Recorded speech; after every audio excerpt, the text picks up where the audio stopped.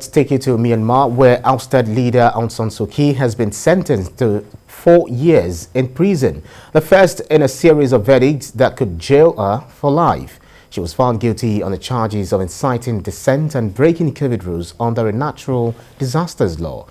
Ms. Suu Kyi faces 11 charges in total, which have been widely condemned as unjust. She has denied all charges. She has been under house arrest since a military coup in February, which toppled her elected civilian government. It's not clear when or if Ms. Suu Kyi will be placed in prison.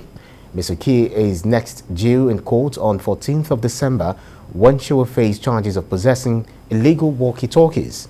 Co-defendants Win Myint, the former president, and Ms. Suu Kyi's National League for Democracy Party ally, was also jailed for 4 years under the same charges. UK Foreign Secretary Liz Truss condemned the sentencing and called on Myanmar to release all political prisoners and allow a return to democracy. Let's broaden this out by speaking with global affairs analyst Calvin Dark, who is joining me from Washington, D.C. Thank you so much for joining us on The World Now.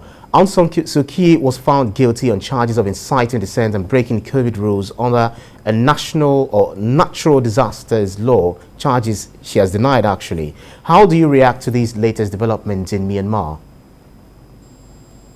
Well, I think it's clear, as many in the international community have said from the beginning, that these charges and this trial and sentencing, if you want to call it that, in quotes, because everything is so closed and it's clearly politically motivated, that this is just another way of the military to seize and maintain power. So I don't think there's much international trust in these proceedings, and it seems that the charges she's been brought up against and the ones that remain are purely political and almost a farce. Well, UN Human Rights Chief Michelle Bachelet has condemned the sentence, describing it as a sham trial, and said it would only deepen rejection of the coup. Do you suspect these actions further lead into unrest in Myanmar? Yes, I do. And, you know, we've already seen violence against protesters, and I don't see that decreasing. Now, what I hope we will see is that the international community, Europe, and of course with the United States, if they make it clear that there will be no legitimacy given to the military's actions, this trial, but also the other clampdown on civil liberties, I think that will go a long way in resolving this situation, because the military wants international legitimacy that they haven't been able to get as of yet. Well, this military seized power alleging voter fraud in general elections, which was held last year, which independent election observers said were largely free and fair. Do you have hopes of democracy returning to Myanmar?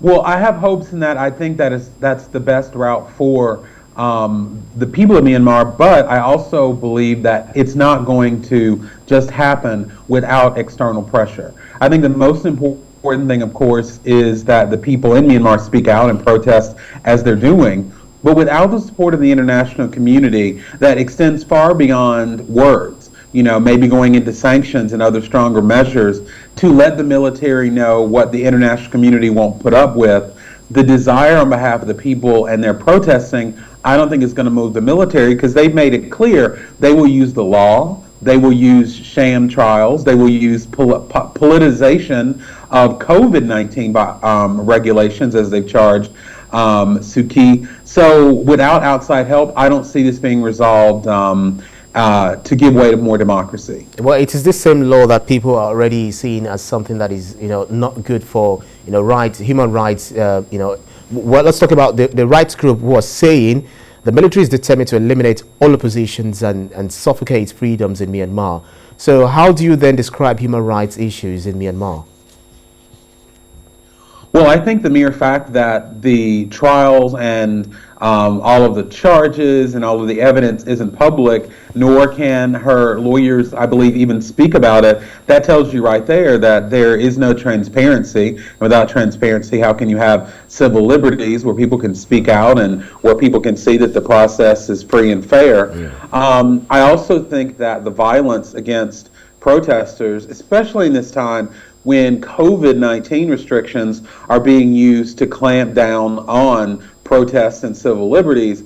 I think that situation is deteriorating. But if the United States and the rest of the international community can speak out with actions following their words, we can improve the civil liberties situation in Myanmar. Is there a way these international communities can pressure Myanmar to, ensure that people live, free and fairly, and the military, leaves the power for civilians to be in government?